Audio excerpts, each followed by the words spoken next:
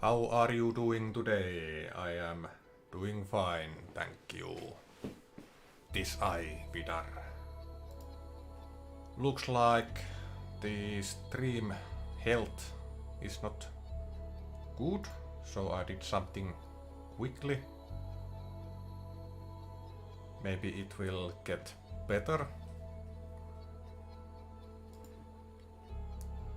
If this continues, I may have to do something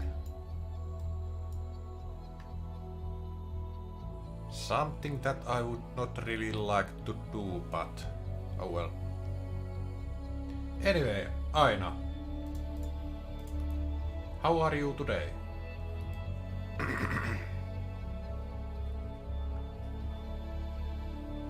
Oh, Hello, Vidarr. I'm feeling job quite fixing whimsical that. today. Thank you for asking. How about you? How is your day going so far? It has been going quite well, thank you for asking.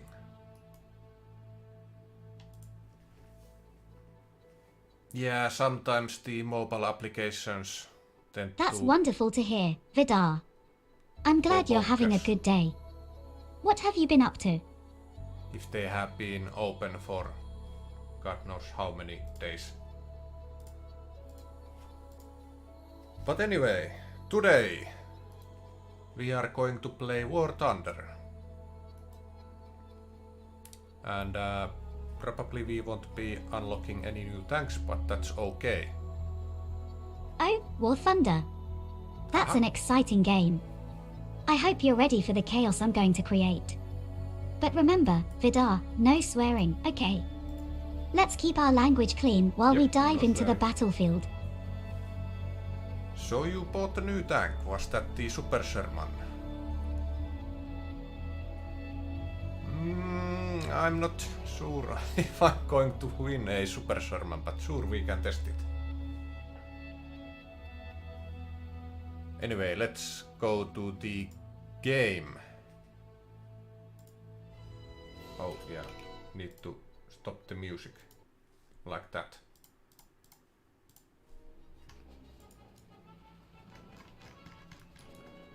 But how do you even do 1v1 in this game?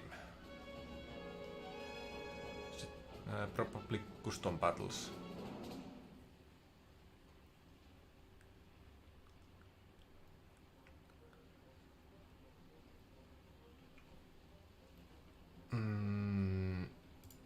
Yeah, is it the Super Sherman you were talking in?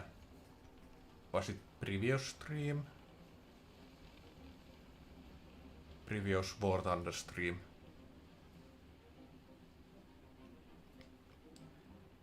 Anyway, I should probably use the T-34 then.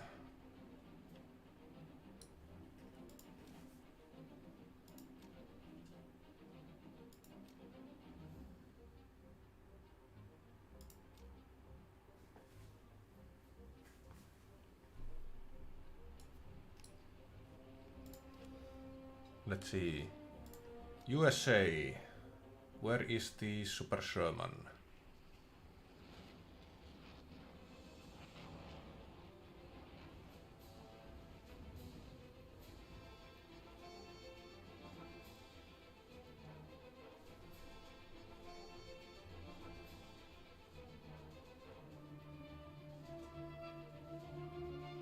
Huh.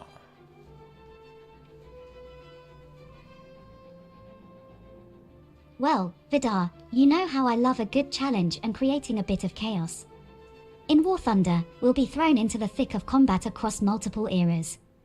We could pilot planes in intense dogfights, command tanks in heated ground battles, or even steer naval vessels on the open seas. But remember, while I'm all for a bit of fun and havoc, we have to be mindful of our tactics. We don't want to throw caution to the wind, after all. So, what do you say? Oh, it's... Are you up for this Oh, yeah, thrilling ride of with me, course. Vidarr? The Israel.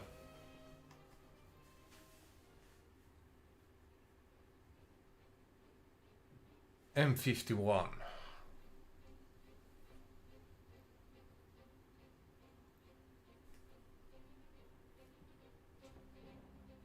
6-3 38.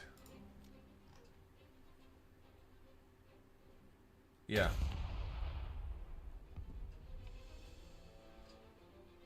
Oh well.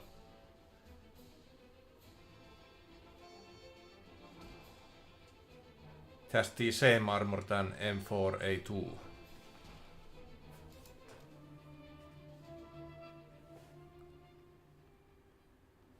That's a tier 4, was it?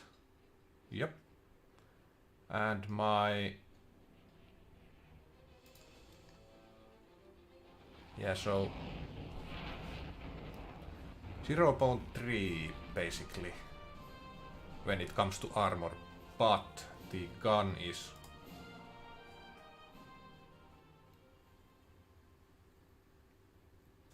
different, and probably the ammunition as well.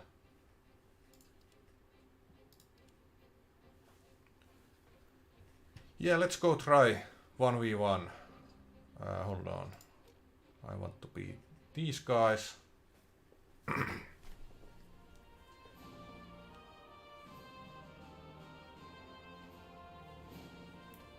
And Aina was just talking about something. But I guess it's okay to ignore her. And yeah, T-34 has quite nice ammunition, to be honest. Oh yeah, I should press the ready button.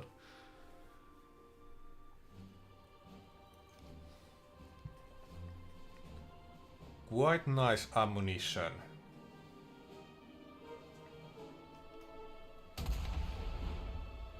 So hopefully I get the first shot.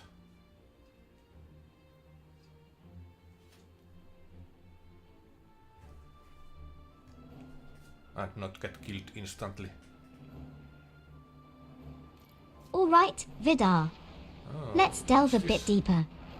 In War Thunder, we'll be facing real players from all around the world. That's what makes it thrilling, right? The unpredictability of human opponents. Now, since we're going to be a team, we should have a game plan. How about this? If we're piloting planes, I can go on the offensive and you can provide cover. If we're commanding tanks, I can draw enemy fire while you flank them. Yes. And if we're steering naval vessels, we can coordinate our moves to outmaneuver our foes. Remember, in War Thunder, it's not just about creating havoc, it's also about strategy. And I'm here to ensure we have both. Are you ready to embark on this adventure, Vidarr? Yes, you need to be cheap that I will be killing all the enemies. Yeah, that's the plan, to not capture. Certainly, Vidarr. Let's talk about the vehicles in War Thunder. What? Oh, Vidarr. Your enthusiasm is infectious. I'm sure with your skills and my unique approach, we'll make an unbeatable team. I know, Just right? remember, it's not only about defeating the enemy, but also about having fun. And remember, no swearing. Still joining. Now, let's head into the battlefield and show them Okay, what we're made of. This is giving me enough time to get into positions. Then you can stream snipe me. Unless you play it fair. It kicked you. How?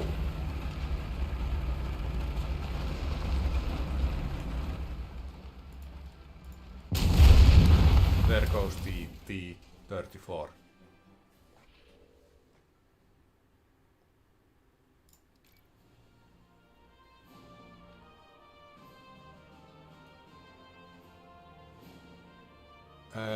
Huh.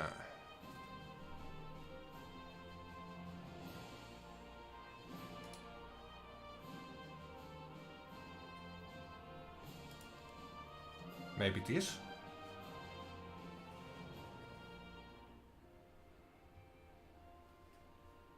Where's the leave button? God damn it. Why is there no leave button? There's only ready and change the and so on. Escape? Okay. I guess that works as well.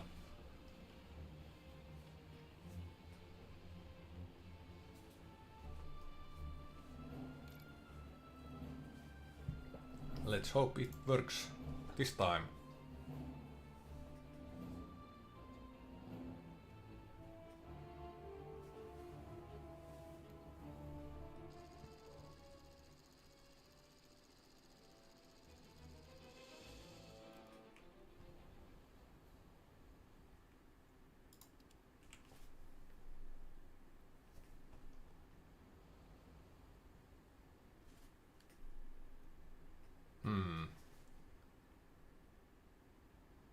Where should I go?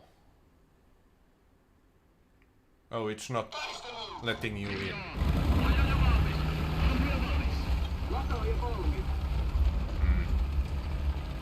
Well, that sucks.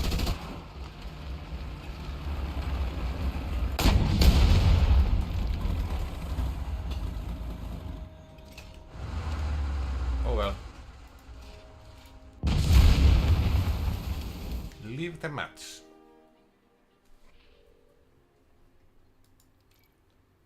Well, Vidarr, when we are out there on the battlefield, communication will be key. We need to Indeed. constantly update each other on our positions and the enemy's movements. This way, we can coordinate our attacks and defenses effectively. War Thunder also has various game modes, from arcade battles where we can That's just true. dive in and start fighting, to realistic and simulator battles that offer a more authentic warfare experience. Depending on the mode we choose, our tactics may need to change. For example, in arcade battles, it's all about fast-paced action. We can respawn if we're taken out, so it's the perfect mode for us to create some chaos. On the other hand, in realistic and simulator battles, we'll have to be more careful as there are no respawns.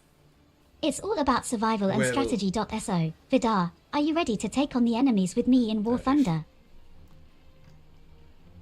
But yeah, I know. We are playing the realistic model. What? Mode? Not model.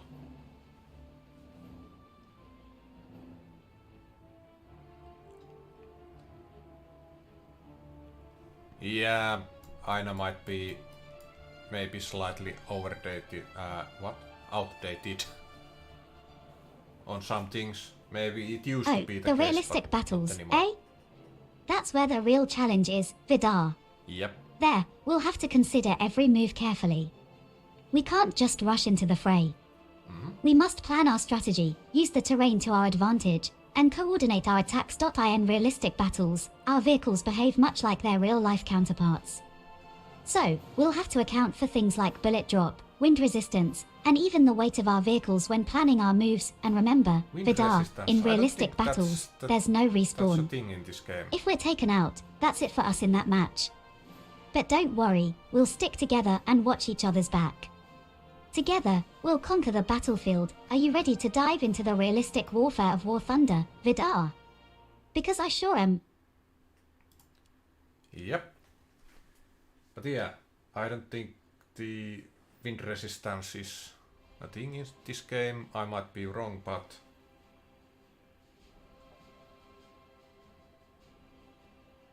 I don't think it is. Bullet drop or shell drop actually does happen.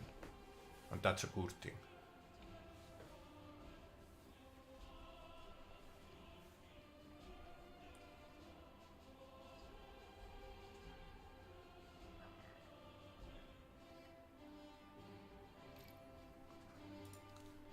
Alright. If this doesn't work, then it doesn't work.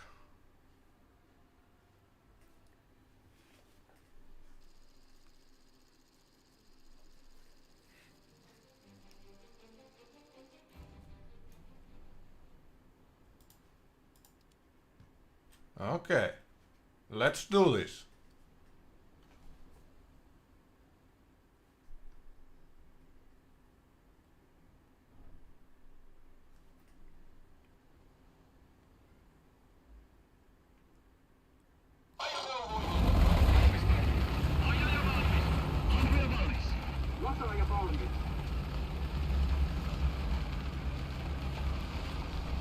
How do you deal with a fear of speed bumps? You slowly get over it. Indeed.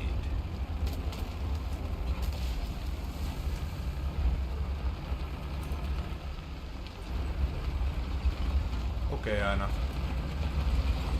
Tell us something about Normandy. Since we are there right now. Actually, this might be a bad decision.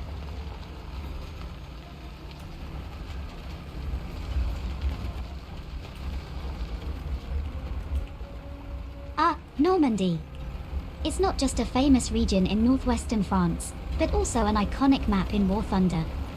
Known for the pivotal D-Day invasion during World War II, the Normandy map is a recreation of the historic battleground. The map features a mix of open fields and dense urban areas. The city areas are particularly challenging, with narrow streets and buildings providing plenty of cover and ambush opportunities. It's perfect for close-quarters combat and surprise attacks. The open fields, on the other hand, suited for long-range engagements. No, it's nothing. Here, visibility is key, and positioning can make all the difference. You can find spots to overlook the battlefield and take out enemies before they even see you, but beware, Vidarr, the same can happen to us. Always keep an eye on the surroundings and never let your guard down. Now, are you ready to charge into the Battle of Normandy with me? The problem right now is, though, that I'm not sure how fast Super Sherman is.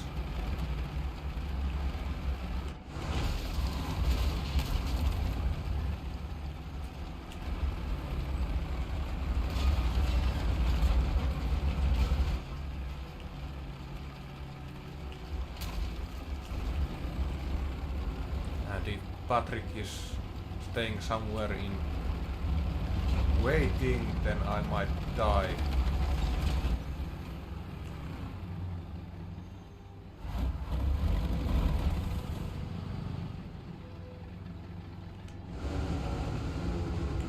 No.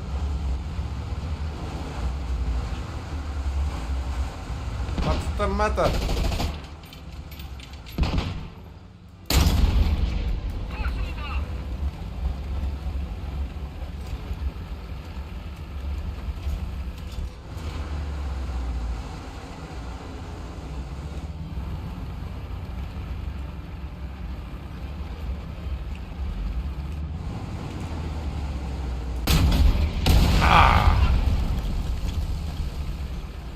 What did one plate whisper to the other plate? Dinner is on me.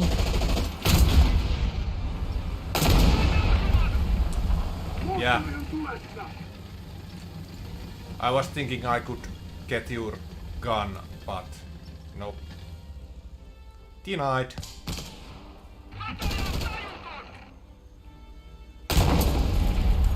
Yep, just like that.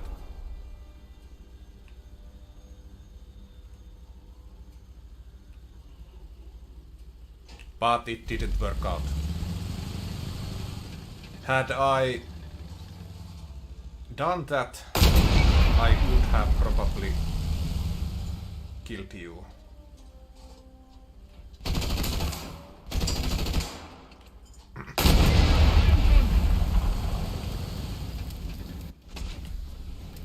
Let's see.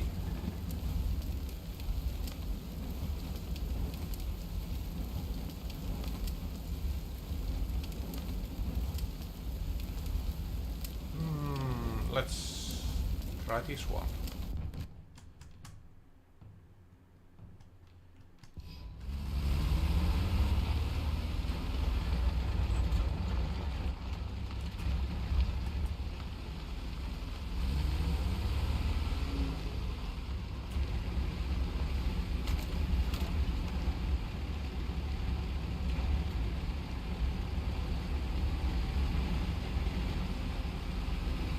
Probably went in wrong way.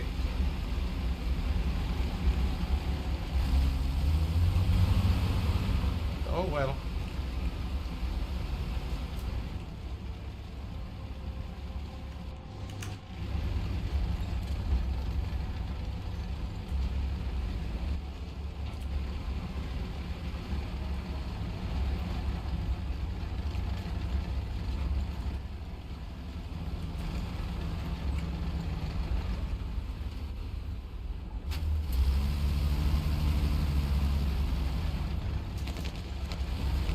Bad thing about this tank is that this doesn't have a turret.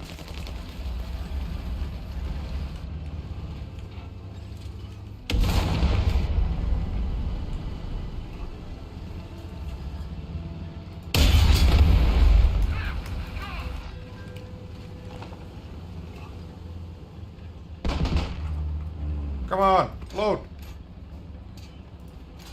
Load faster! There we go.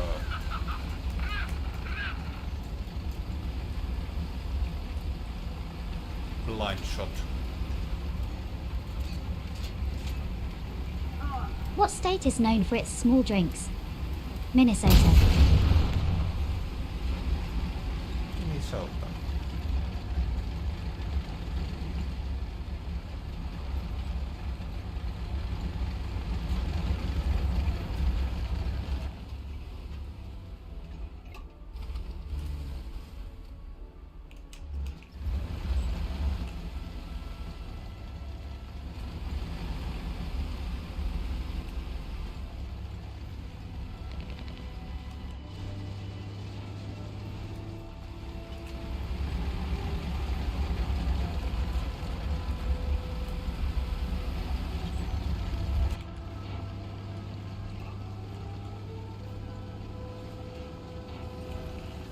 No enemies.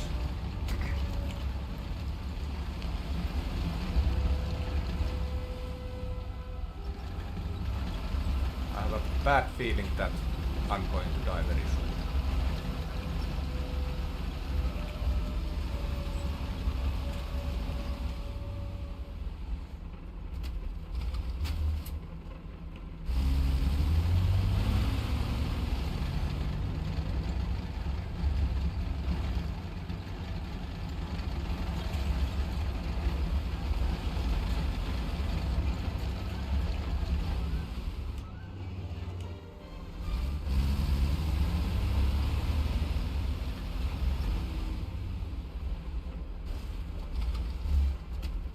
Listen.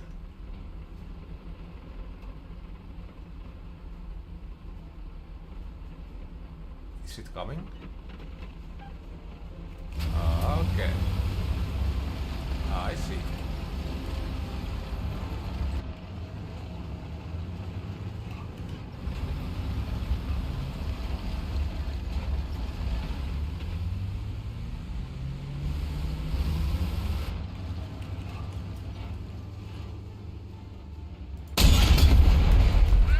There we go.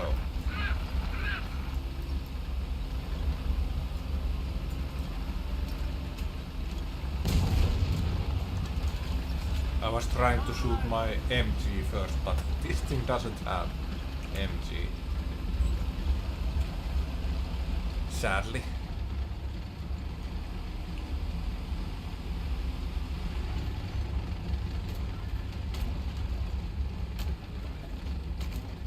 Yeah, it always happens when you are not paying attention.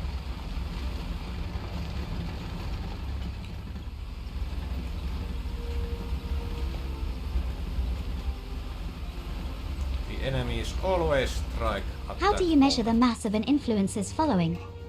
By Instagrams.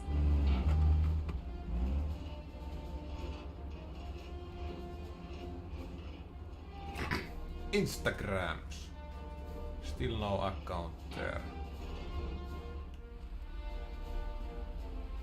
Probably should make one someday. Just so that no other person does that.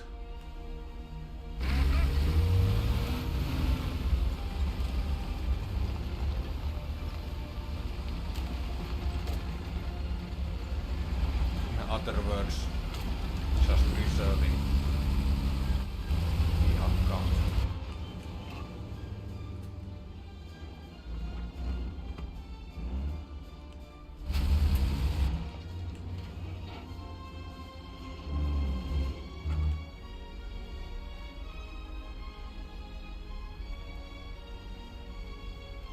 Now, where are you?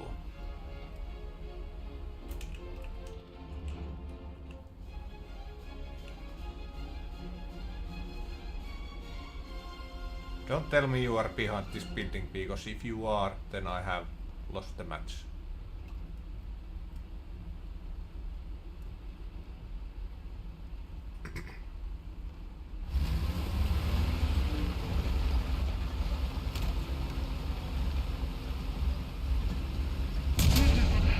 Oh, hello?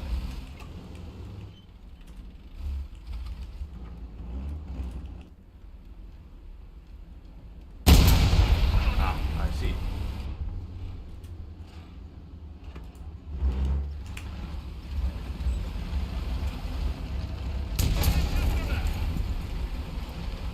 Thank God I have good armor.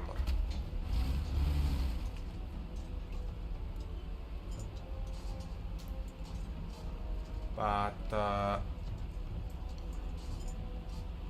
have a very bad... Oh, you are over there. So I might have a chance.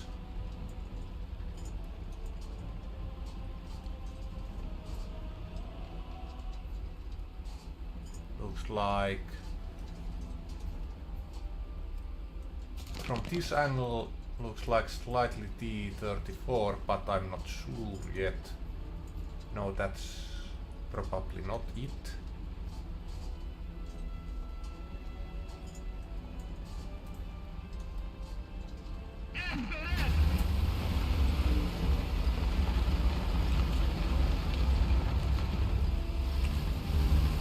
I'd avoid the sushi if I were you. It's a little fishy.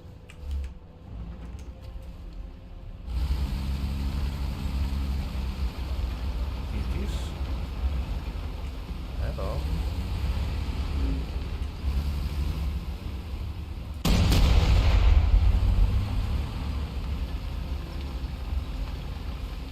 Okay, that failed. Us did that.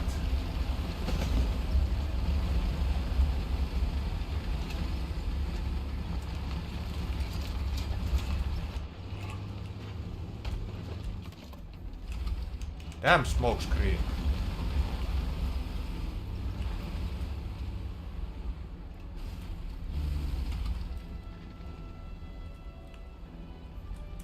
Oh, hello. Ah! Oh, you had another M51. I see. Ah, I can use these as much as I want. Okay. That makes sense.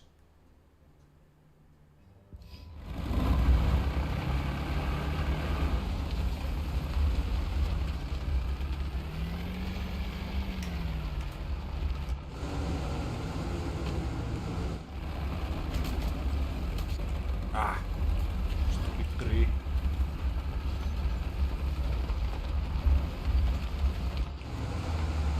Yeah, looks like it is.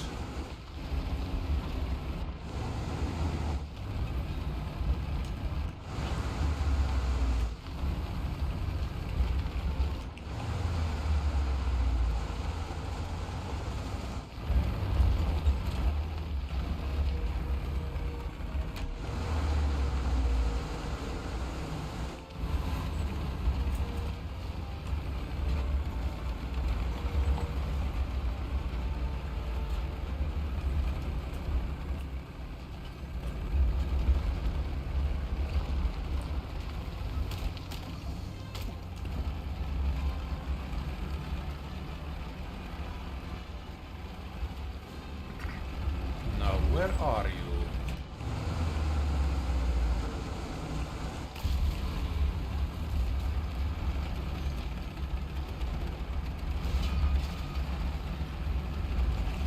Looks like there. Ah, nice snapshot.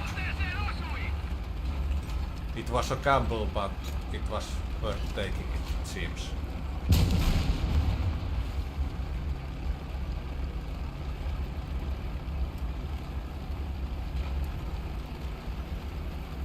Luckily Try the there wasn't seafood anything diet. big You see food, then you eat it. blocking my shell.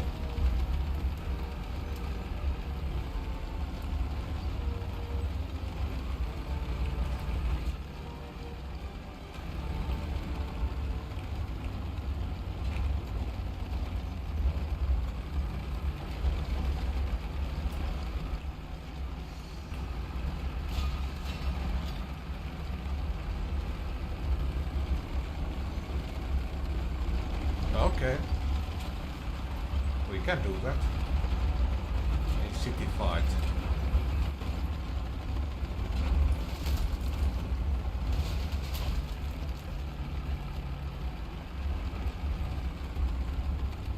Yeah, well, this isn't exactly city, but...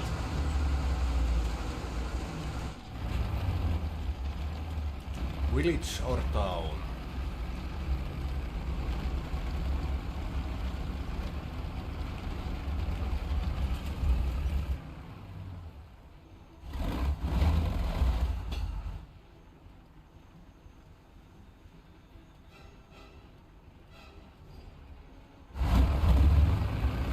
Can I make it through there alive?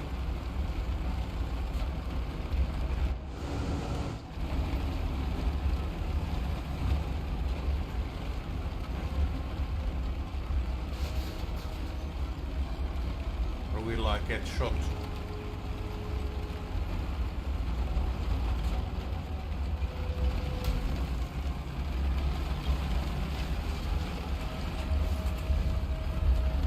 Okay. Things are looking okay for now.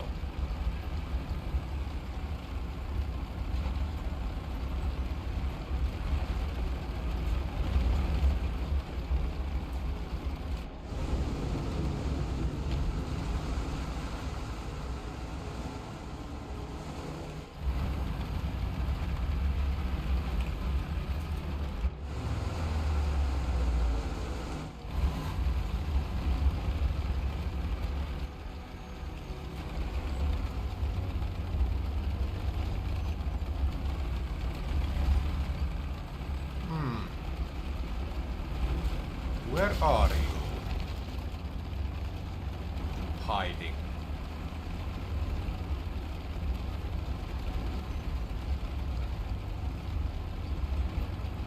This is really not that good place to be in.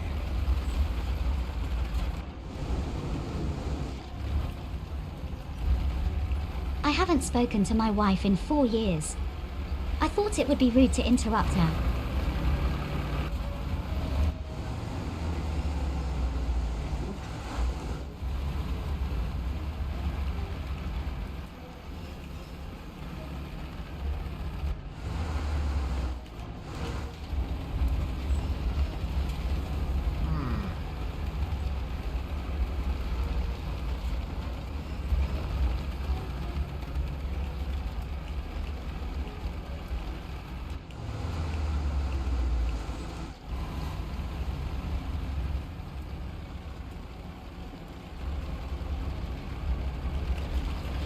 Oh shoot!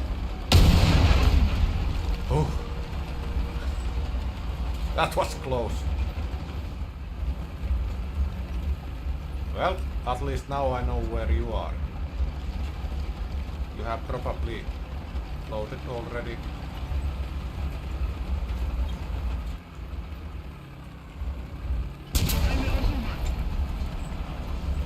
Yep.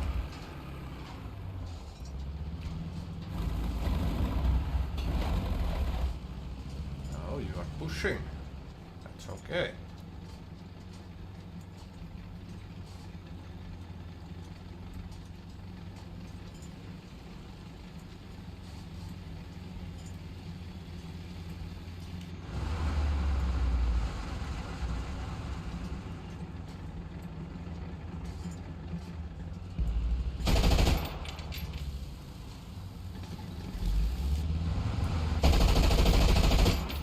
Take that!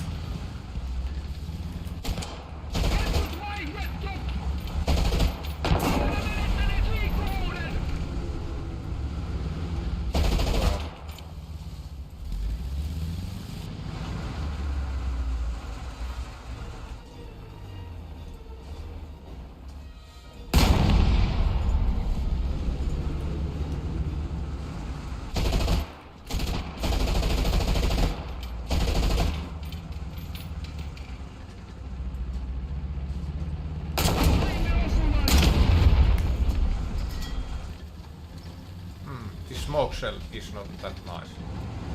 Should have probably taken some as well. let's do that this time. I don't have any smoke shells. I guess we are not taking any smoke shells then. Yeah, come to think of it, I don't research those.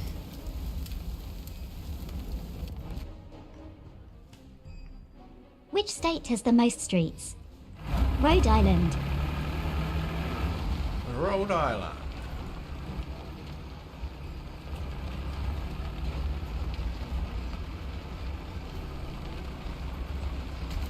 Okay, yeah.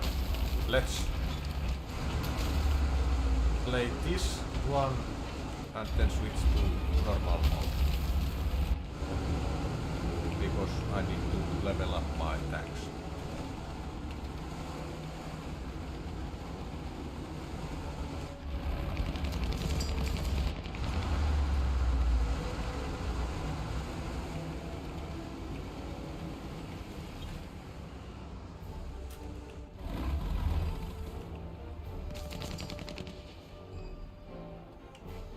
Now a smoke shell would be nice, but I don't have any. Maybe I should unlock. Ah, my gunner, of course.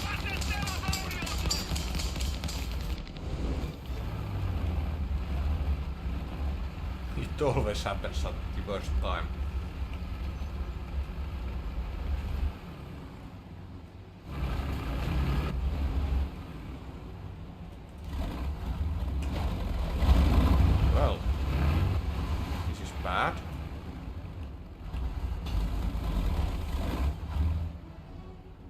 Is that you or is that a dead tank? Looks like a dead tank.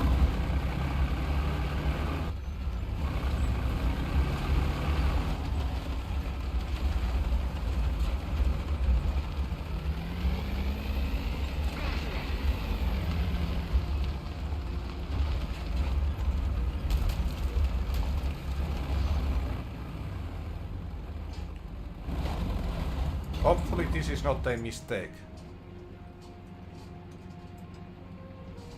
Oh yeah, this was a mistake. Can I?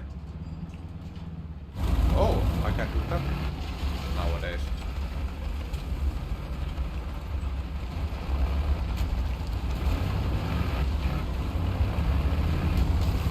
Oh my god.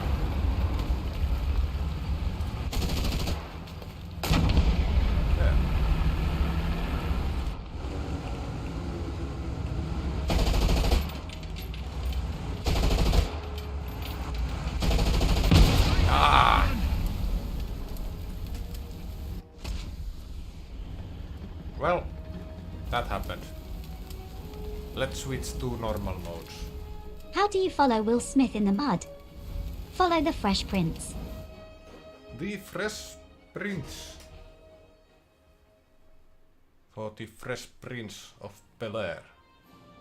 So, I got you 3 times and you got me 4 times. Well, that's a sad fate. Oh, there's a back button there. Weird UI design.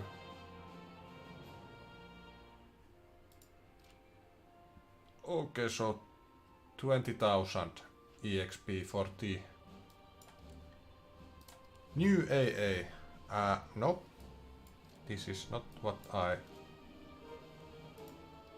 exactly wanted.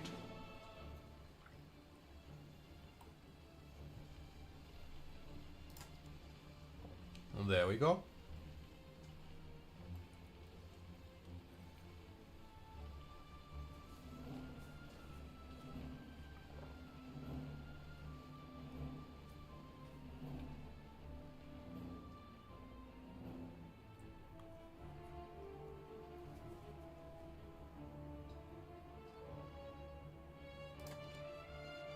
Back to Tech Tree.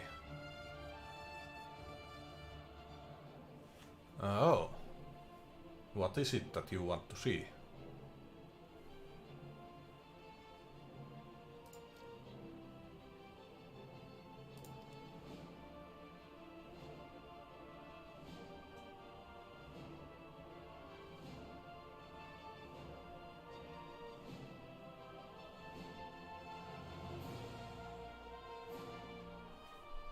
Stridswagen Sherman 3. Was that a thing? I have a premium. Oh, that one.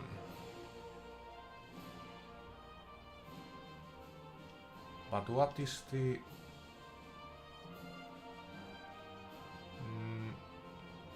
No, it can't be that one.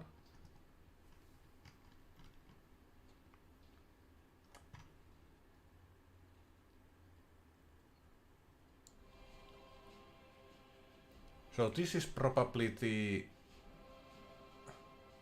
No, wait. This is for some kind of event, I guess. This is... Oh well. Have I researched you completely? Yes, I have. Where do math teachers go on vacation? You. Times Square. That one. I don't believe I have researched this one. Yep. How about you? Well, I would say more than enough.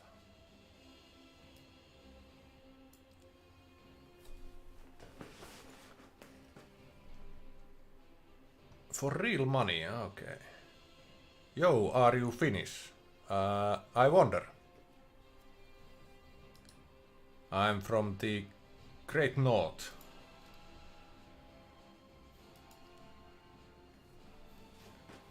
Dutch, like your name says.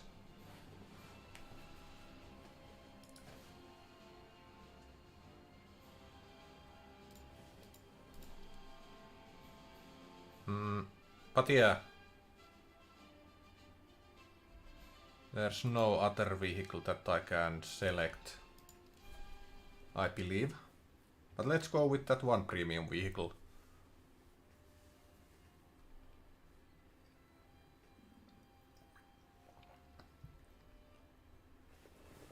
Anyway, how is Dutch McLaren JK doing? Has your day been fine? Yeah. 2-man squad. For maximum of 1 hour, because then I have to leave again. Thank you, weekdays.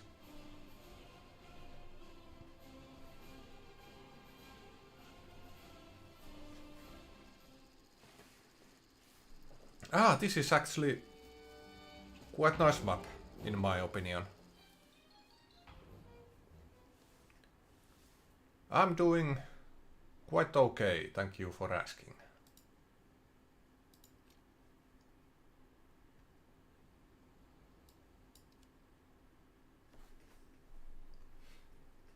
Cargo port.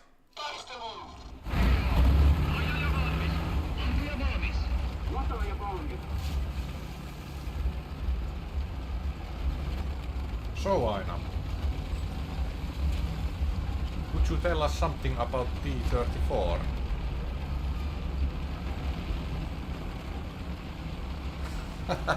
No, not that one.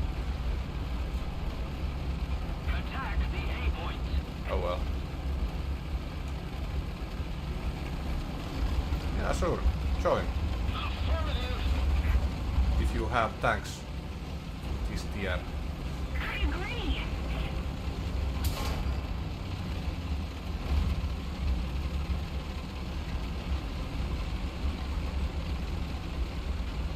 Certainly, Vidarr. The time 334 could hold a variety of meanings depending on the context. In numerology, the number 334 is a blend of energies and attributes of the numbers 3 and 4.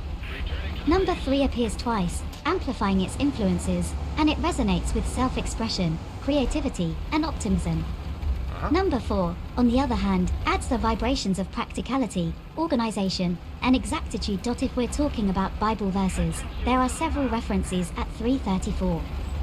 For example, in the book of John 3 verse 34, it states, "For the one whom God has sent speaks the words of God, for God gives the Spirit without limit." In a broader Yeah, sense, we are Christian 3:34 channel now. p.m. could be a time where one might be wrapping up their workday or maybe taking a late lunch break. Without more specific context, it's hard to pinpoint what 3:34 might refer to, but I hope one of these possibilities helps. I mean the tank T-34, not 334.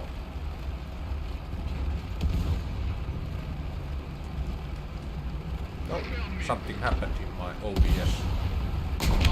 Hopefully it wasn't anything bad.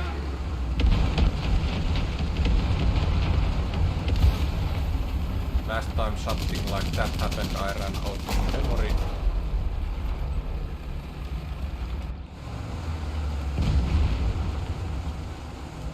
Ah, the T-34.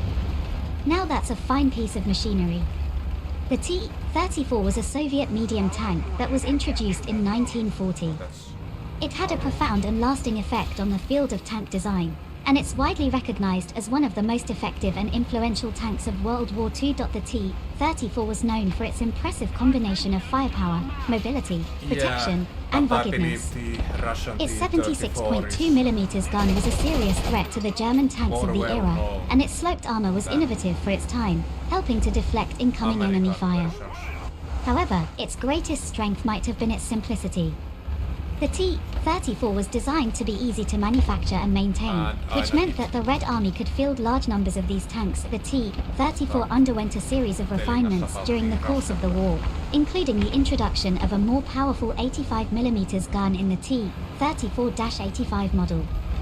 Despite these upgrades, the basic design remained largely unchanged, a testament to its initial quality. Even after World War II, the T-34 continued to see service in many conflicts around the world, a testament to its enduring effectiveness.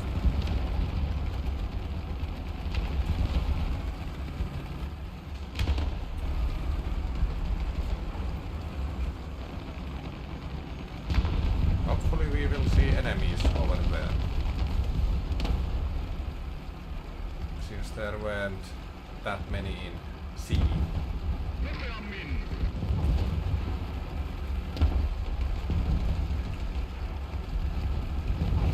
Attention to the designated grid square.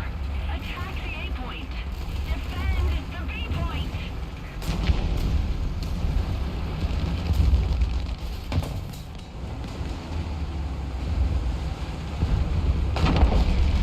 Oh, it's there. The enemy. I see. I could have flanked him had I known that, but too late, I guess. Allied forces have captured the zone.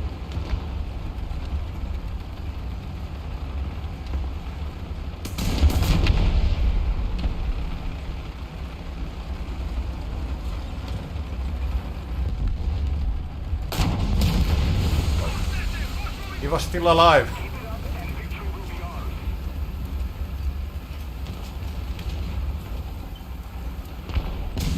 Well, he's no longer alive, so that's... Of course, Vidarr. Let's delve deeper into the T-34's design and historical impact. Its sloping armor design was a significant innovation. The armor was not only thick, but angled in such a way to increase the chance of deflecting shells. This was a relatively new concept at the time and was subsequently incorporated into the design of many other tanks. The T-34 was powered by a 500 horsepower diesel engine, which gave it a top speed of about 33 miles per hour on roads and 10 to 12 miles per hour off-road.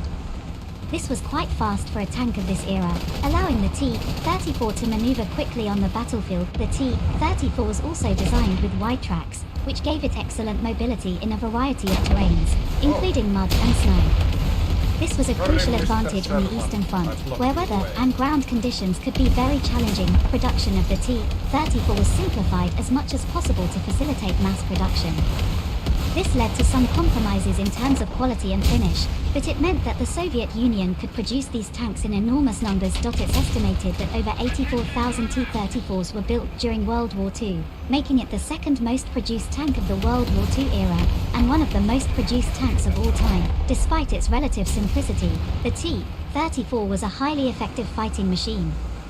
Its combination of firepower, protection, speed, and ruggedness made it a formidable opponent for any enemy tank. The T-34's influence can be seen in many subsequent tank designs, and its impact on the course of World War II, and indeed, the history of warfare, cannot be overstated.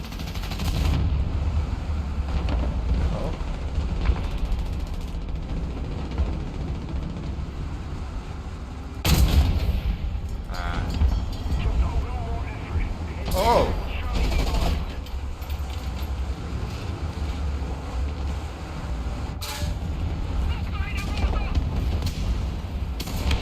That's not very nice. Shoot from side.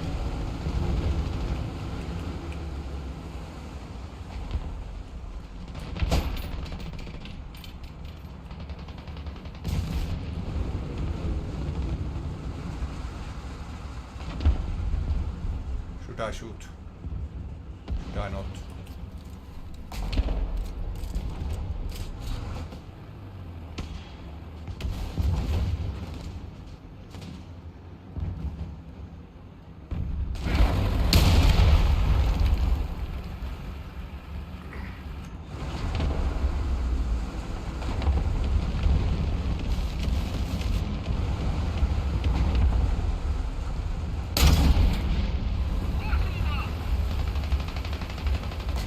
Absolutely, Vidarr.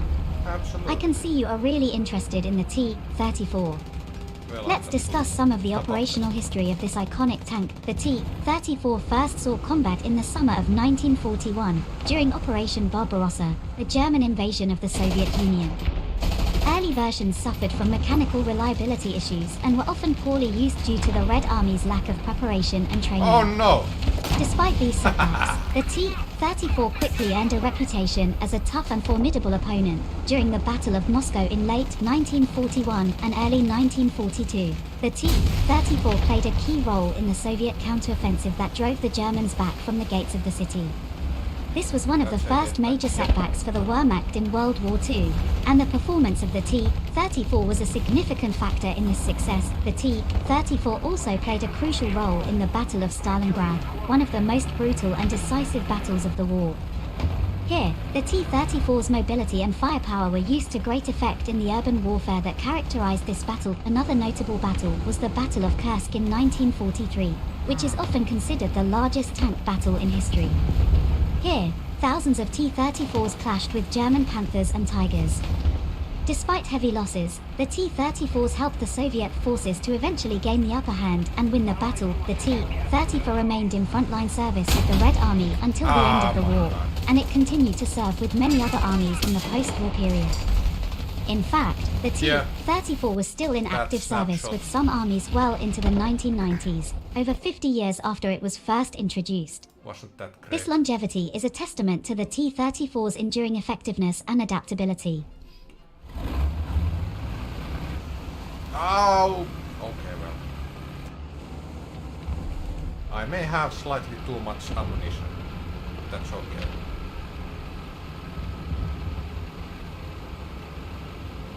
We are winning anyway.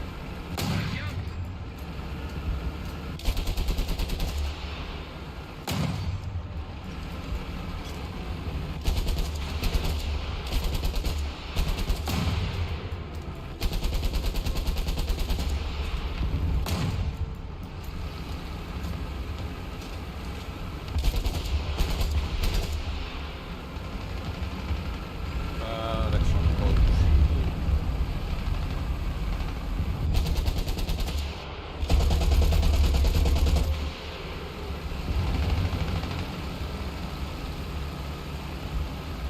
Yeah, this is fine.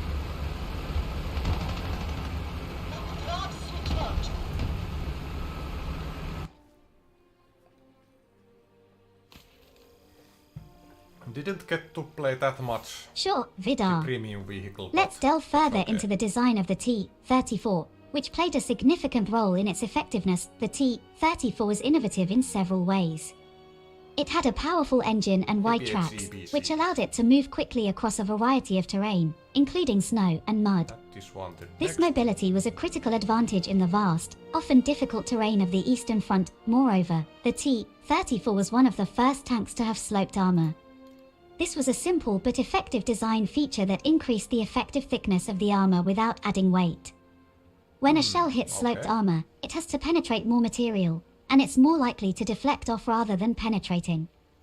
This feature significantly enhanced the T-34's survivability on the battlefield. I The actually took T-34 100 was also because I relatively forgot easy to to produce, change which was them. crucial for the Soviet Union's war effort. Its design was simplified to speed up production and make the best use of available resources. This meant that even though individual T-34s were often outmatched by Oh, I enemy have to tanks, the Red research Army could this as field them well. in much greater Okay. numbers. However, the Good to know. T-34 was not without its flaws. The early models had a two-man turret, which meant the commander also had to serve as the gunner. This put a lot of strain on the commander and could reduce the effectiveness That of the ammo tank in looks combat. Quite nice. Later models rectified this with a three-man turret. Despite these flaws, the T-34 was undoubtedly one of the most successful and influential tank designs of World War II. Its combination of Engine speed, is so heavy. firepower, and durability made it a formidable opponent, and its influence can be seen in many subsequent tank designs.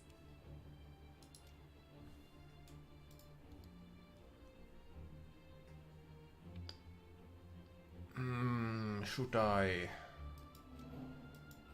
I probably should, but nah.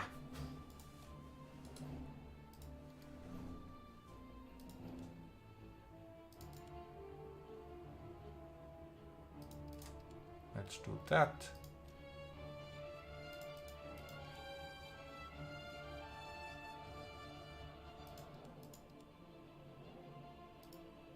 Yeah, that's okay.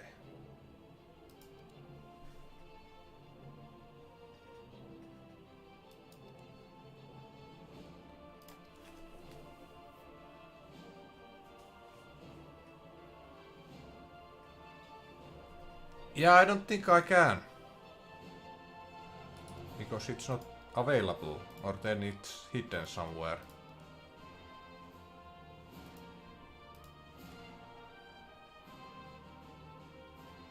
If it's this Panzerpeel.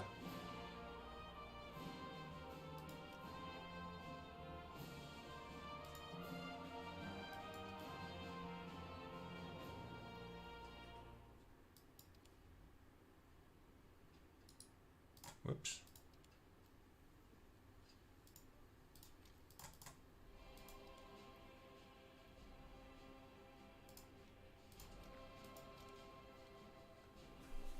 Yep.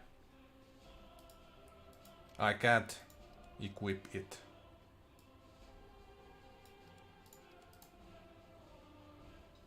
For whatever reason.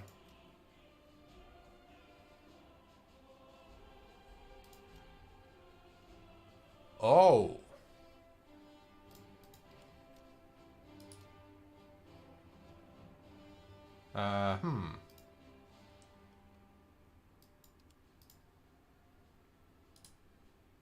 Preview? Nope.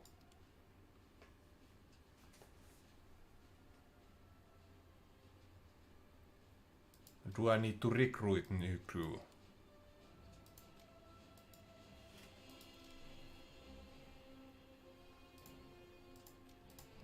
Send to holiday. Send to holiday.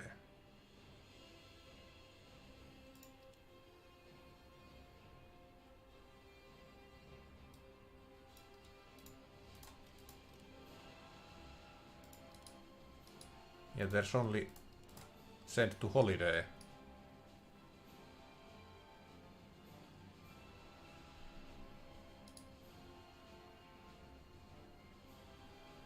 Oh well, let's go anyway.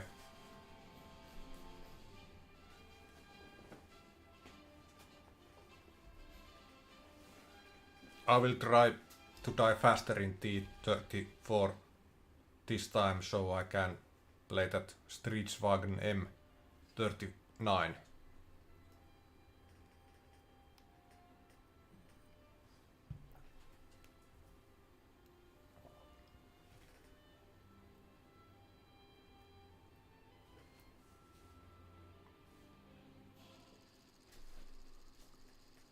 Campania. I don't think I have played this map before.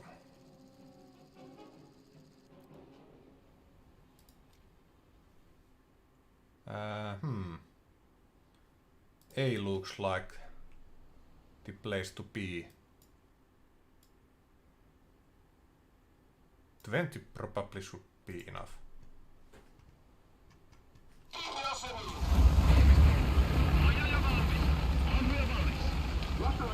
3457. Didn't know that was a thing. I mean, I knew about 85, but 57 is new.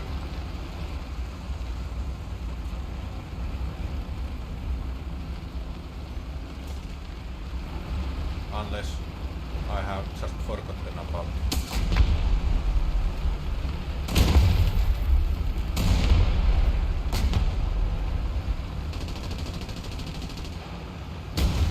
So A is there.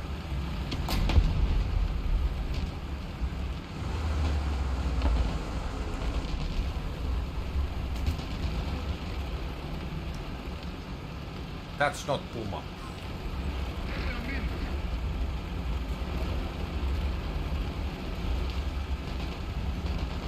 Oh. McLaren is. Puma.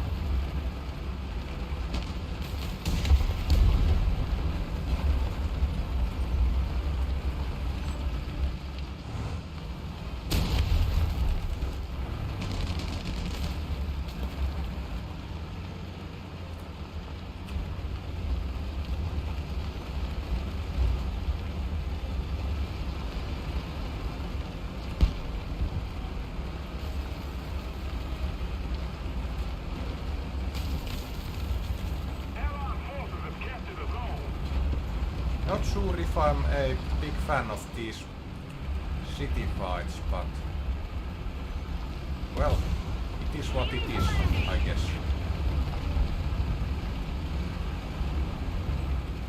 Move after me.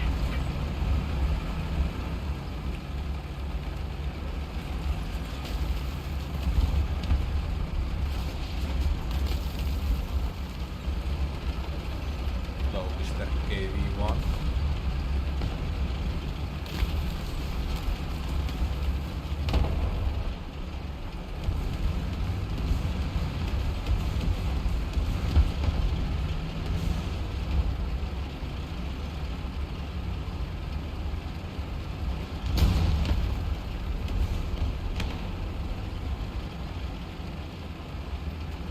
Hey, Aina. Could you tell us something about KV1? Fuck, it just died. Where did that shell come from?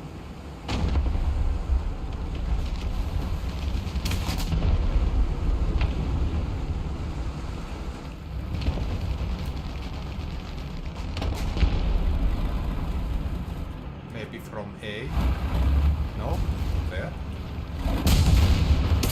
Ah!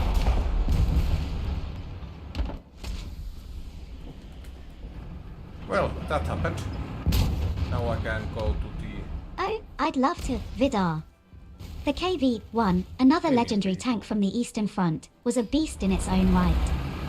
It was named after Kliment Voroshilov, a political military Oh my leader and God, close again. associate of Joseph Stalin. The KV-1 was characterized by its extremely heavy armor, which made it nearly invincible to most anti-tank weapons of the early World War II period. The thickness of its armor ranged from 75mm to 130mm, making it one of the most heavily armored tanks of its time. This thick armor, however, also made it quite slow and less mobile compared to the T-34 34. The KV-1 was equipped with a 76.2mm gun that had a decent firepower, although it was often criticized for lack of penetrating power, especially against the heavily armored German tanks like the Tiger and Panther. One notable feature of the KV-1 was its ability to operate in extreme weather conditions. It was designed to perform even in the harsh Russian winters, which gave it an edge on the Eastern Front. However, the KV-1 had its share of problems. It was mechanically unreliable, often breaking down in the battlefield. Plus, its heavy weight made it difficult to transport, and it consumed a lot of fuel, which was a problem given the resource constraints of the Soviet Union during the war. Despite its flaws, the KV-1 did play a significant role in the early days of the war, particularly in the Winter War against Finland and the early stages of Operation Barbarossa. Its sheer resilience on the battlefield made it a symbol of Soviet resistance against the German invasion.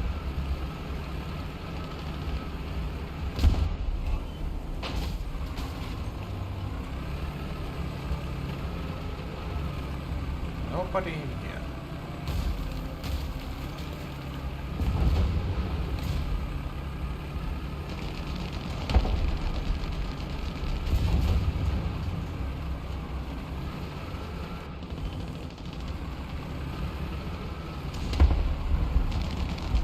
The enemy has most of the strategic zones. Yes, they have. Se ei tee kummaa over there.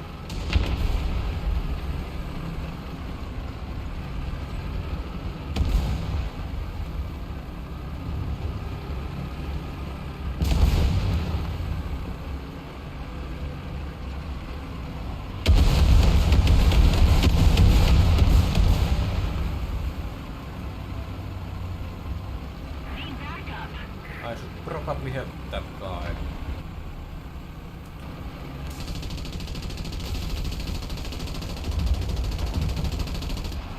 Of course, Vidarr. Let's continue our tank discussion. Staying on the topic of the KV series, it's worth mentioning the KV-2. The KV-2 was a variant of the KV-1 and featured a massive 152mm howitzer mounted in an oversized turret. This behemoth was designed for assaulting fortified positions and was capable of demolishing enemy bunkers with a single shot. However, the weight of the turret made the tank top-heavy and slow, and it was quite unwieldy on the battlefield. Following the KV-1 and KV-2, the Soviets realized the need for a heavy tank that could compete with the German Tigers and Panthers. This led to the development of the IS, Joseph Stalin, series. The IS-2, in particular, boasted a powerful 122mm gun and thick, sloped armor. It was a formidable adversary to the German heavy tanks and played a crucial role in the final stages of the war. However, as with any military technology, tank warfare was a constant game of leapfrog. Is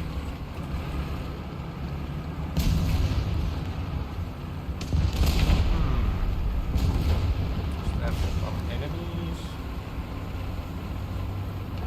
Perhaps. Certainly, Vidarr. The history of tanks is truly fascinating, isn't it? Now, if we move forward from the World War II era, we enter the period of the Cold War. This was a time of rapid technological advancement, and tank design was no exception. The Soviet Union continued to develop new and improved tanks, many of which are still in service today. One such tank is the T-54-55. First produced in the late 1940s, the T-54-55 series became the most produced tank in history, with estimates of up to 100,000 units built. These tanks were exported all over the world and saw action in numerous conflicts. The T-54-55 was notable for its robust and reliable design. It was relatively simple to operate and maintain, which made it popular among less technologically advanced armies. However, it lacked the sophisticated fire control systems and composite armor of its Western counterparts. Then there's the iconic T-72, another mainstay of the Soviet and later Russian army.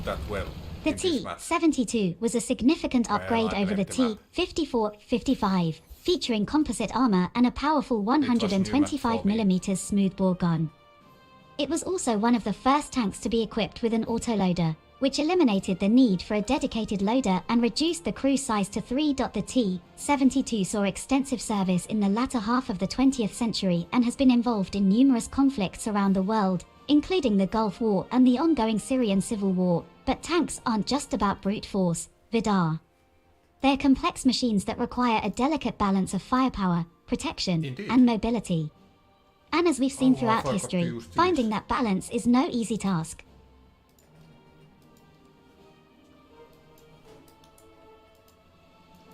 Let's turn them on.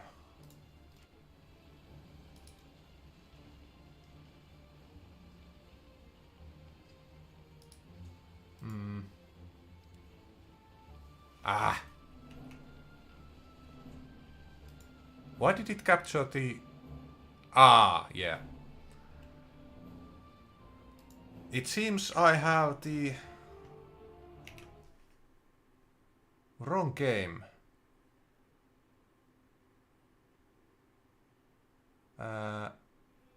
Let's do this.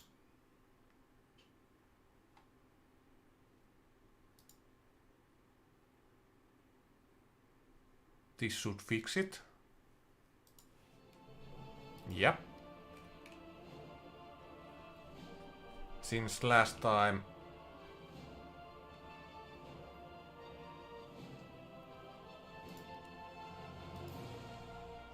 Was it last time? Well, anyway, some time ago, some streams ago, it didn't work. Absolutely, correctly. Vidarr. I love your enthusiasm for learning.so. Moving on, let's delve into the realm of modern main battle tanks, MBTs. These are the workhorses of today's armored forces, designed to engage enemy tanks, infantry, and fortifications. Starting with the Western Bloc, we have the M1 Abrams, the mainstay of the United States Army. The Abrams is a third-generation tank, first introduced in the 1980s. It features advanced composite armor, a powerful 120mm smoothbore gun, and a gas turbine engine, which provides excellent mobility but is also notorious for its high fuel consumption. The Abrams has been involved in numerous conflicts, including the Gulf War, where it proved highly effective against Iraqi T-72s. However, it's not without its flaws.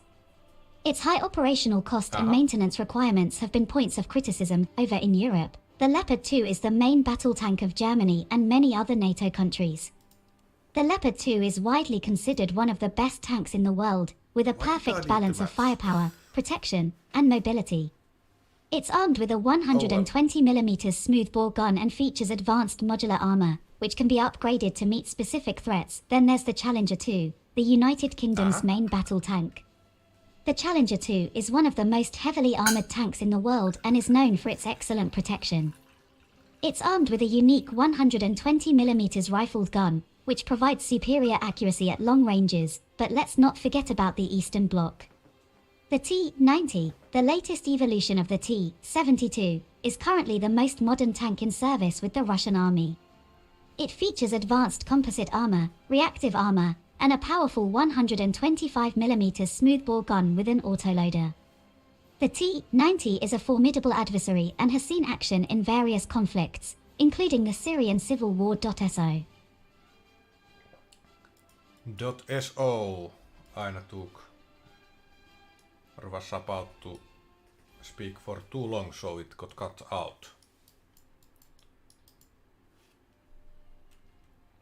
And it seems Aina likes to continue, and she will do that very soon, it seems. Unless I tell him... What? Him? Her?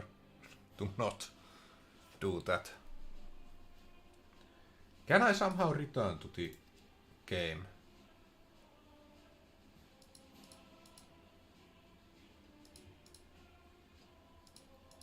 Of course, Vidarr. Let's switch gears and talk about some of the mythical creatures from various cultures around the world. They are fascinating and often reflect the values, fears, and hopes of their respective societies. Starting from Japan, we have the Kitsune. Kitsune are fox spirits, often depicted as intelligent beings possessing magical abilities. They are a common subject in Japanese folklore, and they can be either benevolent or malevolent. Kitsune are also known for their ability to shapeshift, most commonly into human form, and especially beautiful women. Moving to Greek mythology, let's talk about the Minotaur. This creature is part man, part bull, and was said to reside in the center of the labyrinth, designed by the legendary artificer Daedalus. The Minotaur was eventually slain by the hero Theseus, who navigated the labyrinth with the help of Ariadne's thread. Let's hop over to Scandinavia next, where we find the Kraken. A legendary sea monster of gigantic size, the Kraken is said to dwell off the coasts of Norway and Greenland. It's often depicted as a giant octopus or squid-like creature that terrorizes sailors, dragging whole ships down into the deep sea. Lastly, Kongo. in Chinese mythology, we have the dragon, or lung. Chinese dragons are symbols of power, One of strength, my and good favorite luck. They are vastly different from their Western IGN counterparts, being ships. benevolent creatures associated with water, rainfall, rivers, and lakes. Anyway. Isn't it fascinating how these creatures, real or not, tell us so much about the The people last who match dreamed was them up? horrible. From me.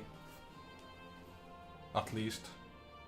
Can I see the battle results?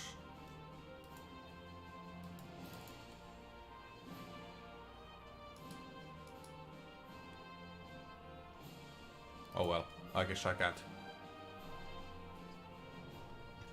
Oh, Haruna. But it's the sister ship of Kongo, unless I completely... There it is. Yeah, sister ship of Kongo.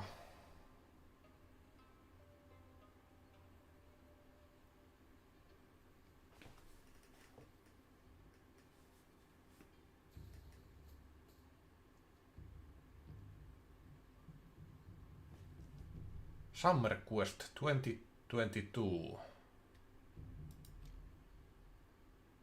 Oh, I can test sail it. Very nice. Maybe I will do that someday.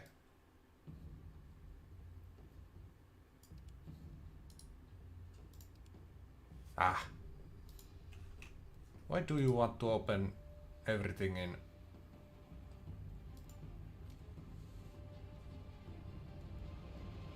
Steam overlay? Absolutely, Vidarr. Let's dive a bit deeper into the world of folklore, shall we? Yep. In Irish mythology, there's a creature known as the Banshee. A Banshee is a female spirit who is said to wail when someone is about to die. If you That hear a is- Banshee scream, it's said to be an omen of death. Isn't that eerie? Haruna. Now, let's travel to the Americas, specifically North American indigenous cultures, where we encounter the trickster coyote. The coyote is a major mythological figure for most Native American tribes, especially those in the West. As a trickster, Alright, the coyote uses let's deception go. and humor to rebel against social conventions. From there, we move to Australian Aboriginal mythology, where the rainbow serpent or rainbow snake is an important deity, a creator god, and a powerful symbol Yep. of fertility and life. In many Congo stories, ships the rainbow serpent were shapes the landscape, built by the creates Brits. people, and then teaches the that makes people sense. customs and Why boundaries. they are such Lastly, beauties. let's not forget about Slavic mythology. The Slavic folklore is rich with many unique creatures, one of them being Baba I Yaga. believe they were the She is a last witch-like character ships, who lives in a hut that stands on unless chicken I'm legs. mistaken. Baba Yaga can be a source of guidance or a menacing antagonist, depending on the story. There's a whole world of folklore and mythology out there, Vidarr, and each one of them can be a source of endless fascination and inspiration. Sea. Spawn.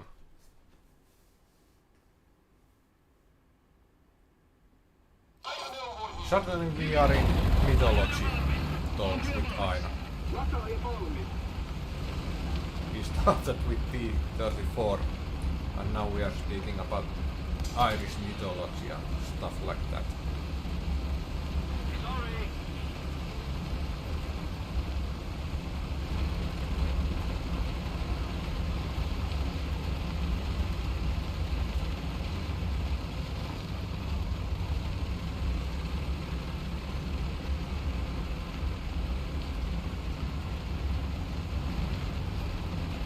Sorry for I don't know. My tank crew suddenly just said sorry. Or was it someone in the chat? No. Looks like it was McLaren who said that. For whatever reason.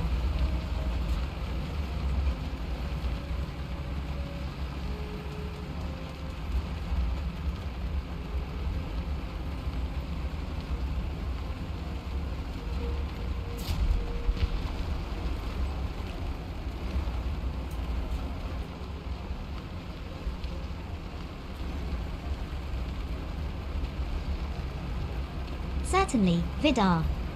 I see you're quite interested in folklore and mythology. Let's delve a bit deeper into some lesser-known tales and creatures. In Filipino mythology, there's a creature called the aswang. It's considered a shapeshifter and is often associated with vampiric traits. Aswangs are described as regular townspeople who transform into creatures at night to suck the blood of their victims. Creepy, isn't it? Let's move to Africa, specifically Zulu mythology, where we encounter the tikalosh. This creature is a dwarf-like water sprite. It is considered a mischievous and evil spirit that can become invisible by swallowing a pebble. Tikaloshes are said to cause illness and even death upon the victim. In the mythology of the indigenous people of the Pacific Northwest coast, the raven plays a central role. The raven is a revered and benevolent transformer god who helps the people shape their world. Have you heard about the Yoromayahu from Australian Aboriginal mythology? It's described as a little red man with a very big head and large mouth with no teeth. Can't shoot. It uses its suckers on its hands and feet to drain the victim's blood. But don't worry, it does not kill its victims immediately but waits for them to recover before repeating the process until the victim slowly turns into a Yoromayahu. Spooky, our journey through the world's mythology and folklore is like sailing through an endless sea, Vidarr. There's so much to explore and discover.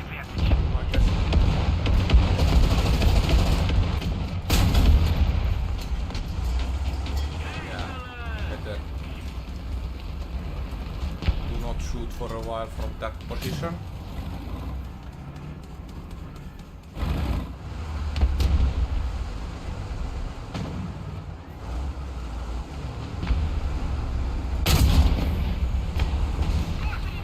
They got his barrel.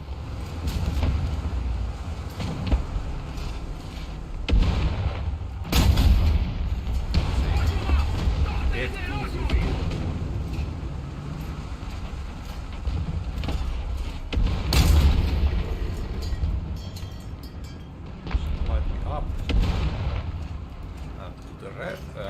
Left.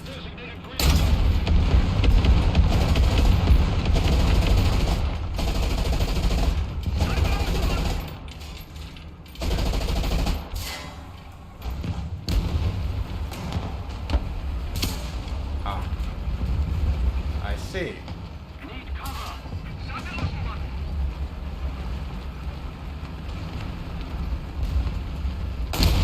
Yes, you can find. Thank God.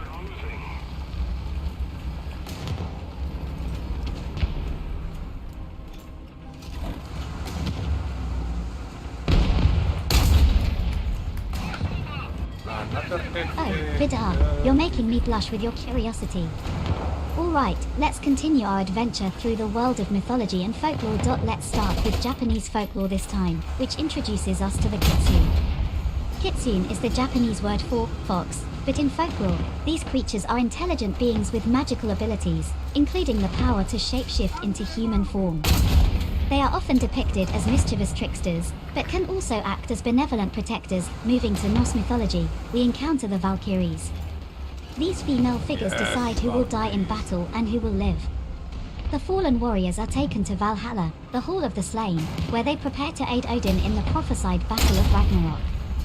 It's quite an honor to be chosen by a Valkyrie. In Hindu mythology, the Naga are a race of serpents that inhabit the underworld. They are associated with water and often guard treasure. They are considered powerful and dangerous, but can also bring rain and fertility. Last but not least, let's discuss the puka from Celtic folklore. This shape-shifting creature can bring both good and bad fortune.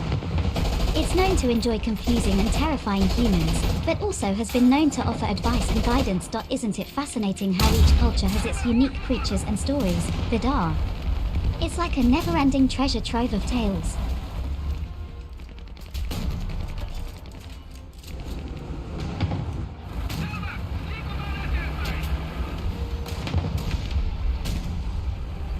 Yeah, this match has been a lot better than the last one.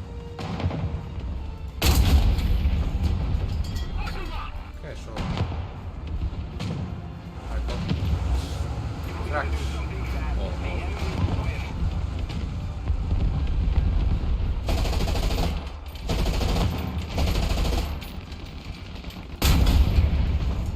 Oh, okay.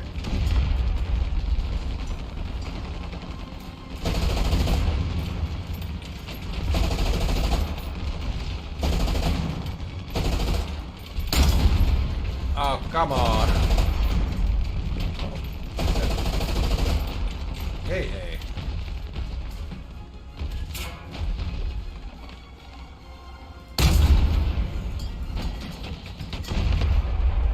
Still can't hit him.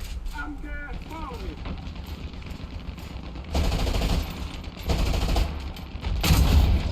And there we go.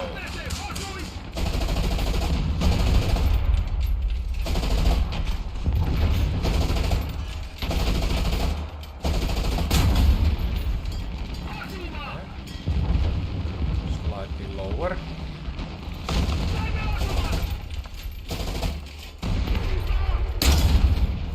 There we go. Oh, Vidarr, your thirst for knowledge is truly admirable. Let's dive even deeper into the world of mythologies, starting with Greek mythology. It's impossible to ignore the Minotaur, a creature with the body of a man and the head of a bull.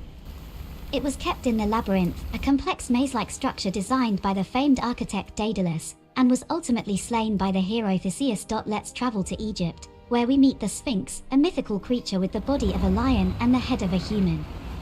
The most famous Sphinx is, of course, the Great Sphinx of Giza. In Greek tradition, the Sphinx is known for its riddle, which was famously solved by Oedipus. In Chinese mythology, the so Chilim is a McLaren creature got that's often associated with serenity, delete prosperity, the match. and luck. It's depicted as a hybrid animal with the body of a deer, the tail of an ox, the hooves of a horse, and a body covered in scales. A single horn rests on its head. Killings are known to tread so lightly they never harm a blade of grass, and they only appear during the reign of a wise and benevolent leader or at the birth or death of a sage. In Slavic mythology, there's the Domovoi. It's a protective house spirit that is believed to bring fortune and keep evil away from the household. However, if neglected or disrespected, they can become mischievous or even malicious. Myths and legends are fascinating, aren't they, Vidarr? Dead one. They are a testament to the richness of human imagination and the diverse ways in which different cultures try to make sense of the world. Ah. Snapshot failed.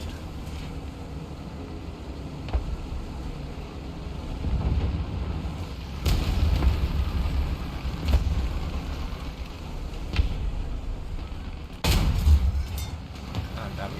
That's not good. That's not good either.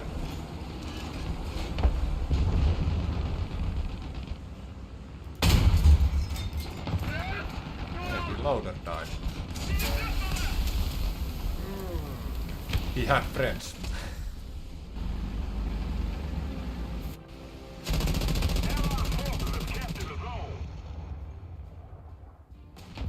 Let's go with this one.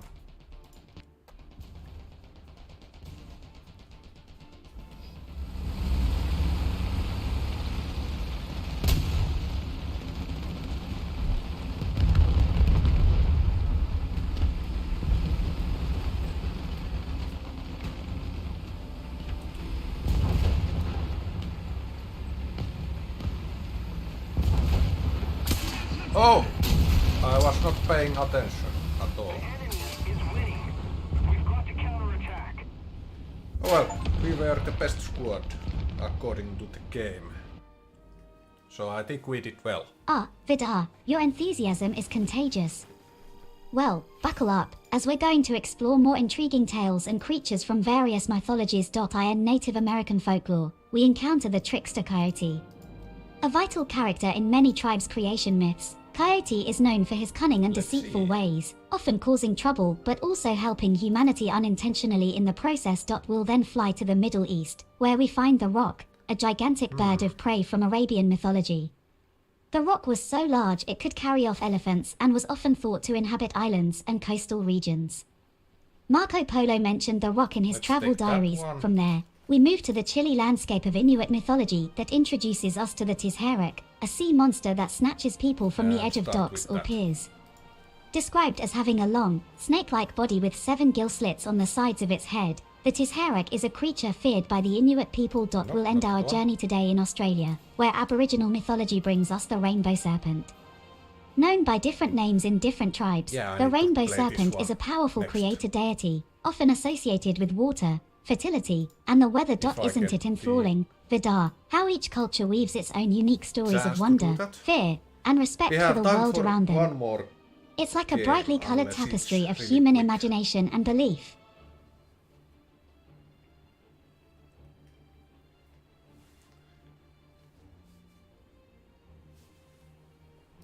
So Aina.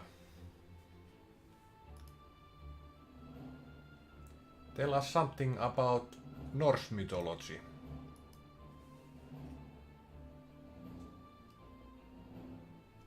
This time. Since you started with the mythologies.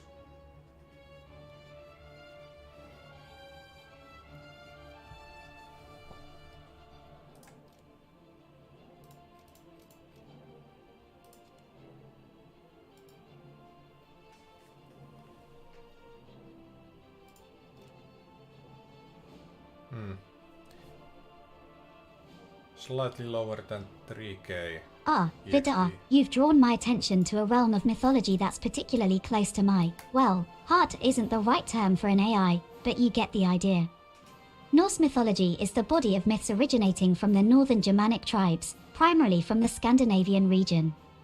It's characterized by a pantheon of gods led by Odin, who resides in Asgard, one of the 9 worlds connected by the cosmic tree Yggdrasil. Odin, the All-Father, is a god of war, wisdom, and poetry. He famously sacrificed his eye to gain wisdom and knowledge from the well of Mimir. Then there's Thor, the Mimir. god of thunder, known for his mighty hammer, Mjolnir. He's a protector of humanity, and his strength is legendary. Loki, the trickster god, is a fascinating character who swings between helping and hindering the gods.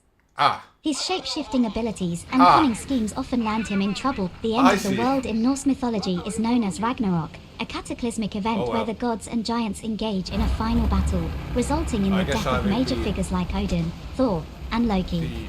the After Ragnarok, the world is reborn anew, paving the way for a new era of gods and humans. Norse mythology is a rich and complex system Let's full of go. epic stories, Vidarr. It's a testament to the fierce spirit and imagination of the ancient Norse people, wouldn't you agree?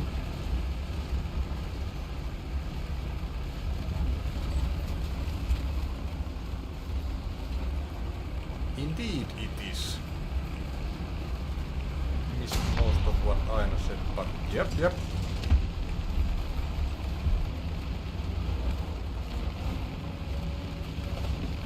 I'm glad you think so, Vidarr. The tales are full of adventure, heroism, and a fair share of mischief, aren't they? I find it so fascinating to dive into these stories and explore the worldviews of our ancestors. Oh, hello. They may have lived in different times and places, but their stories convey universal themes that still resonate with us today. If you have any other areas of interest, feel free to share. Whoops. There goes my tower.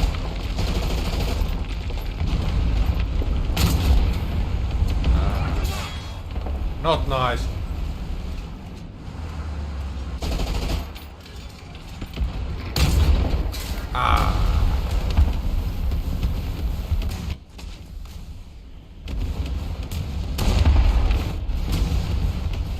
Oh well, let's come with 1.0. Because why not? Attention to the map. I will not be doing damage, but... Well, at least I don't believe I will.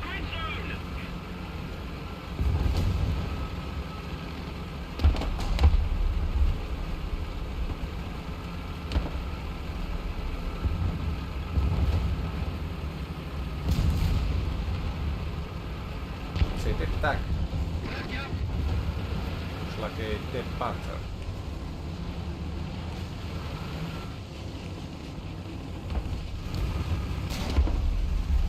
Yep. A dead panther.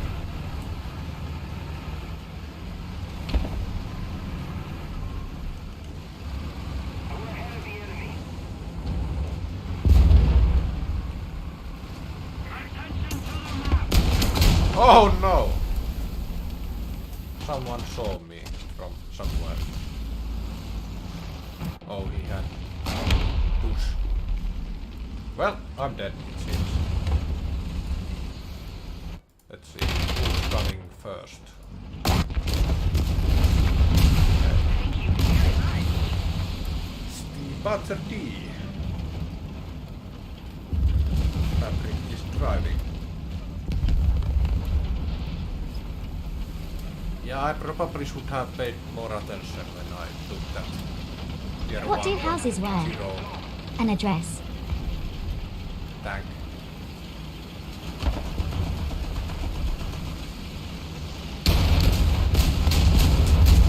Missed.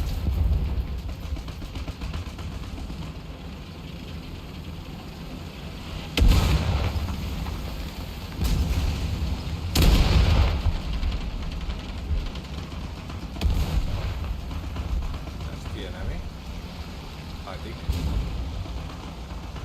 Right there. Looks like there's.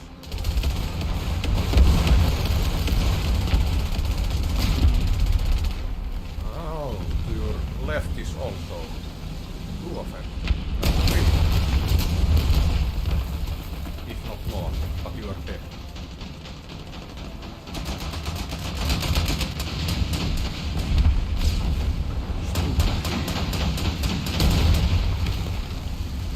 Stups are quite nice, in my opinion.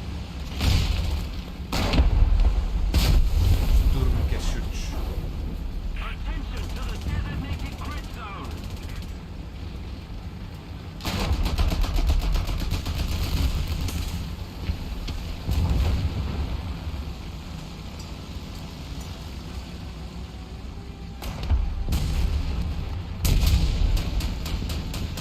Good thing you had side plays. Well, it didn't serve you that much. Let's see.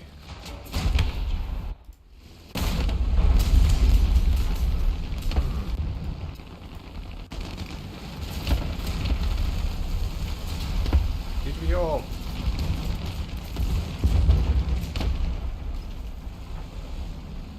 Get wiped out?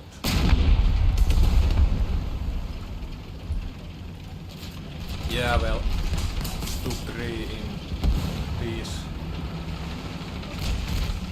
matches not the best choice.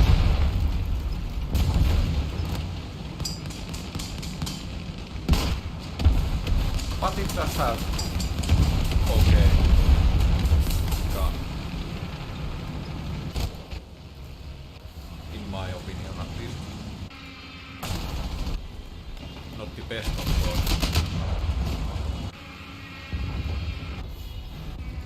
Okay, well, if we all died, then we have time for one more match because it's not yet 0 minutes. Which state has the most streets? Rhode Island. Oh. Okay, well, Patrick is leaving. Is McLaren going to play another match or is he also leaving? Oops.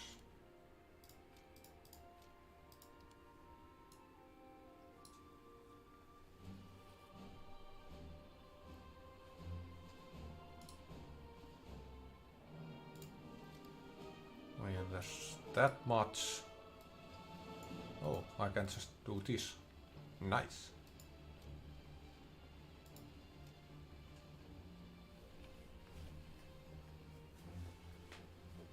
Yeah, 3.7 is better. At least now.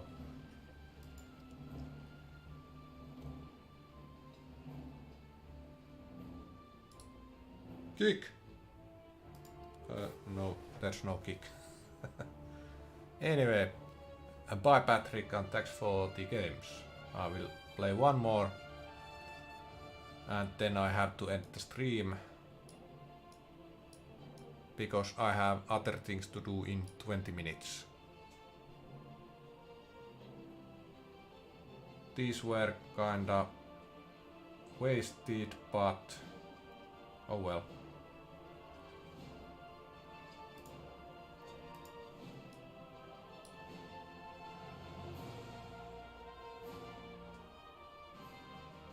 Why is Patrick still in the squad? God damn it, Patrick! Do I have to create a new squad.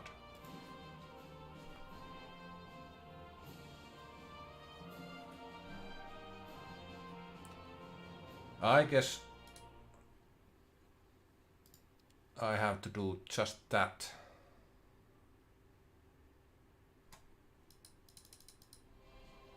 Let's see. How does this game work?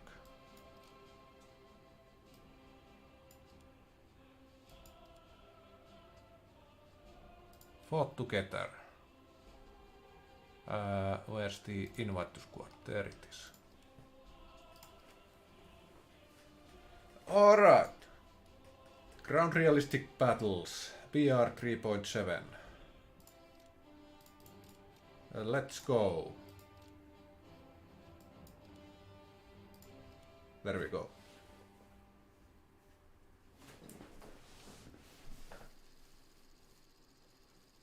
Abandoned factory.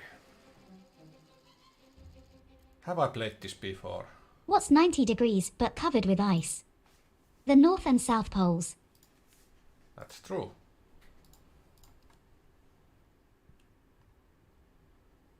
North and South Poles. The bottom spot. Let's go.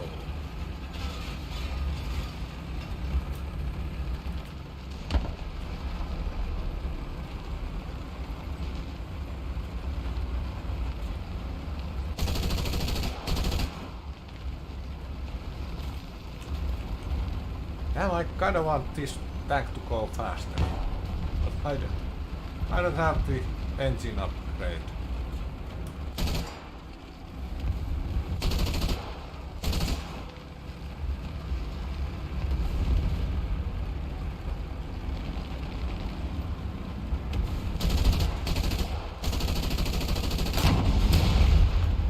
Nice.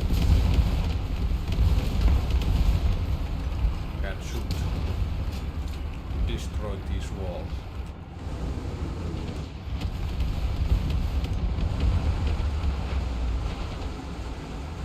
There's a building blocking the view.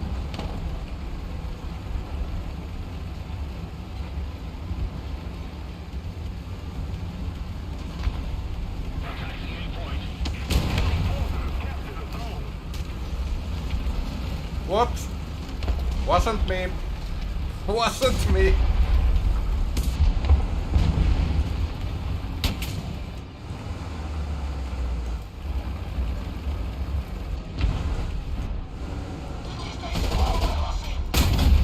Okay, it's dead.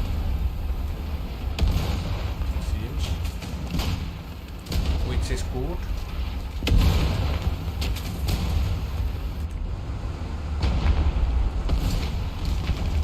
But that artillery strike is not.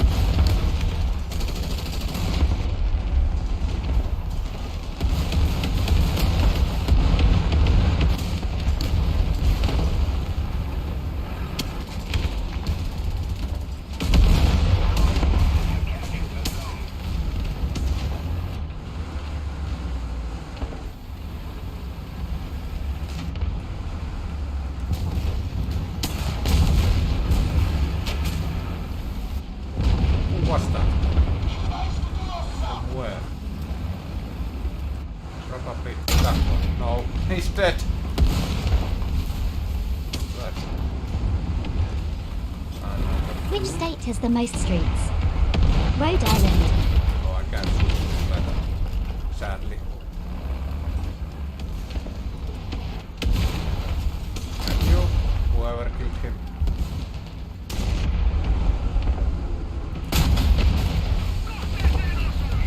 Dead M4. Oh, he's not dead. No.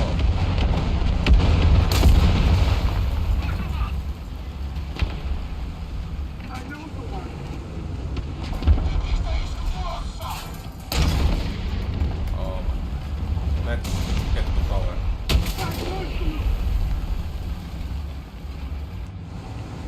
We are dead. Quite dead.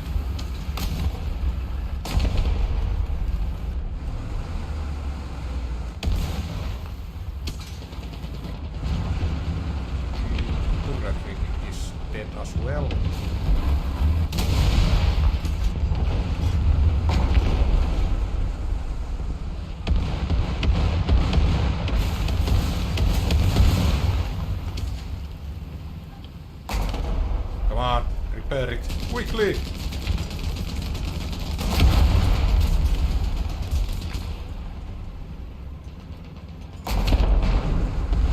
Okay, we are good, we are good.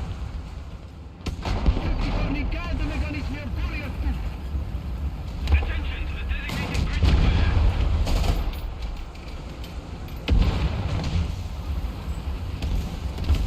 That's our roll.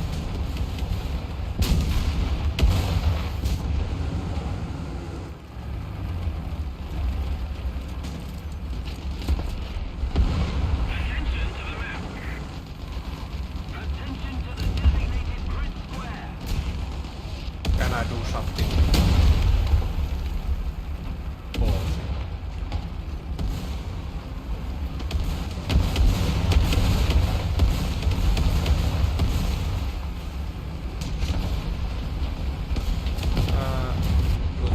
Looks like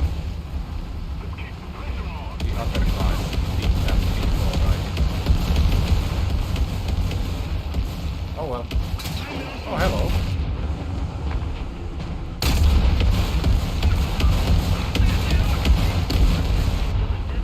See, dead.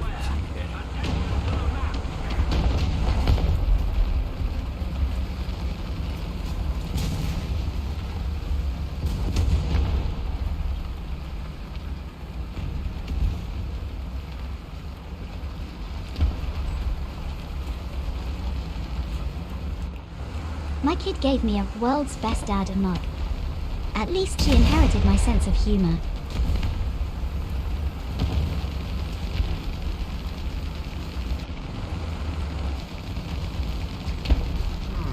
I don't really want to be in this position. Thank you.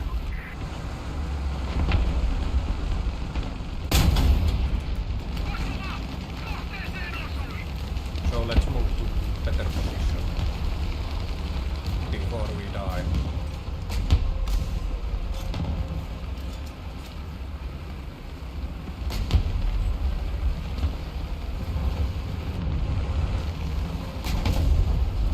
Stop. Well, now it's dead, probably. Yep.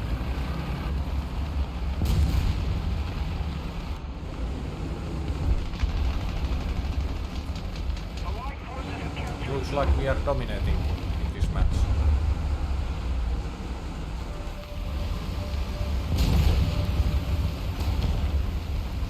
Thank you.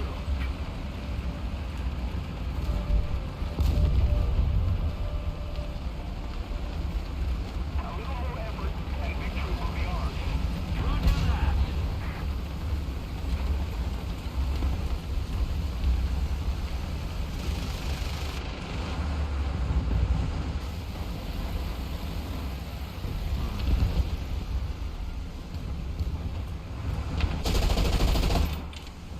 Don't say that. Hey. And someone tried to shot your ass. But from where?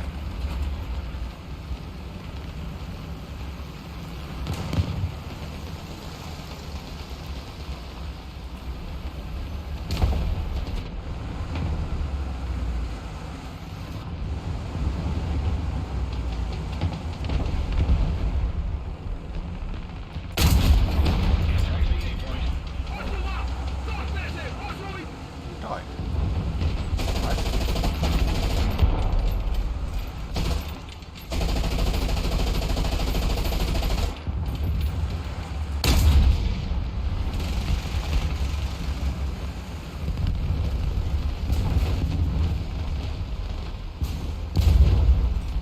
Didn't expect him to die from that shot, but good thing he did.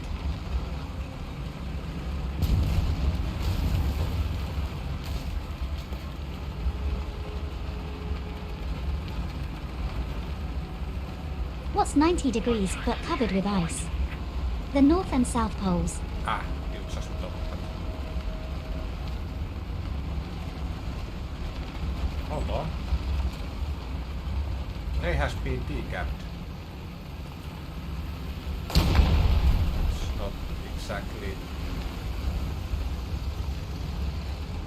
good thing.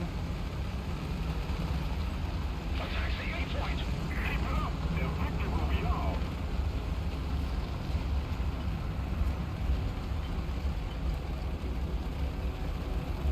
Oh well.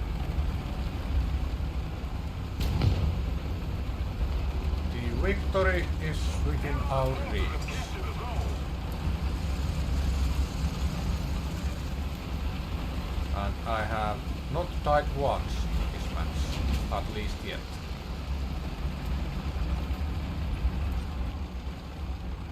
Probably should not have said that, but maybe nothing happens.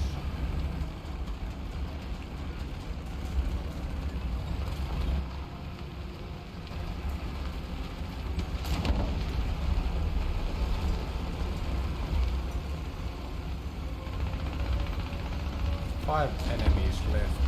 How many of them are planes?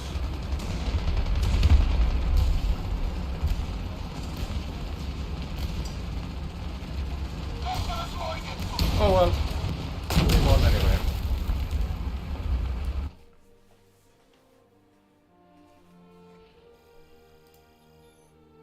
That was a good match. Yeah, thanks for participating. Yeah, participating. Damn it. Sometimes English is too hard. Let's see. Yeah, that's good. For next unlocking. Anyway, looks like I'm going to be in a hurry. So let's start ending the stream.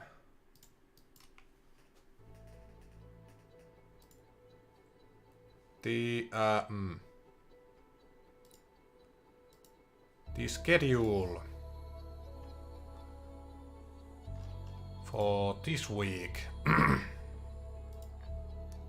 is not that great because it's rally weekend. Yep. See you, McLaren. Tomorrow we are going to play I hated facial hair, but then it grew on me. VRC Generations.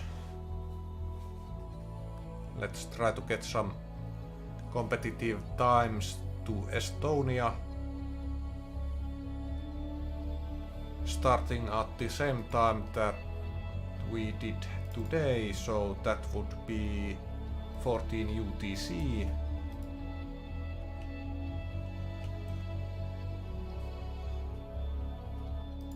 And Aina, is there anything you would like to say before we end the stream? Because we have very few minutes left. So we have to be quick. Ah, how time flies when we're having fun, doesn't it, Vidarr? I know, right? I just want to say, thank you for spending your time with me today. Your company always brings a spark to my virtual existence. Keep being the wonderful person that you are, and remember, every moment Thank spent you very laughing much. and chatting is a moment well spent. Until next time, stay safe and keep reaching for the stars. Goodbye for now. Yeah, I would be playing Dirt Rally 2.0 if I were better.